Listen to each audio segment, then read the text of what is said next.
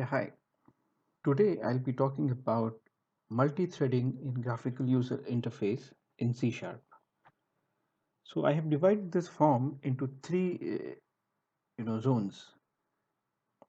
The leftmost goes from 0 to 300, and when I press the make squares button, I want blue squares to be printed. From 300 to 600 x dimension, whenever I press make circles, orange circles should be printed. And on the rightmost side, from 600 to 900, we will make a text box, and upon pressing the export file button, two things will happen.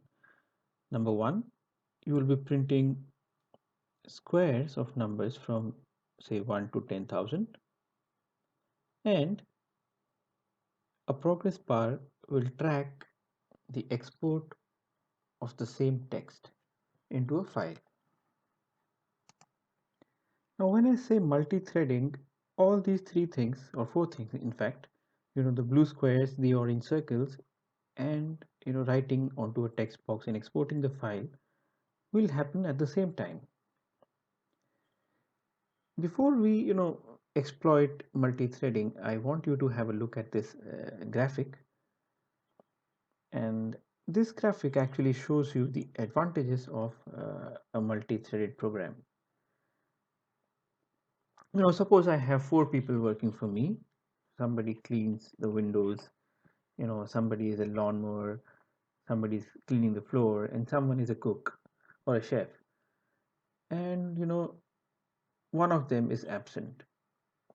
That will not affect the others to work. Similarly, if I have four threads running, and say one of the threads encounters something like dividing an integer by a zero, that will fail, but the other threads will not stop working. So I think this is one of the biggest advantages of multi-threading. During this demo, I'll also be covering, a very infamous exception which says cross-thread operation not valid.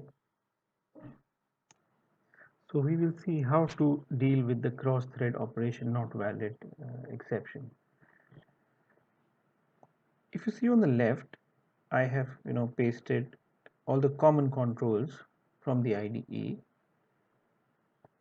And if I make say if I make a thread say T1, it's not possible for me to use T1 to directly access any of these. For example, if I want to write to a text box using T1, then I will get the cross-thread operation not valid error. As we will see, the accessing of these controls can be done through .invoke method.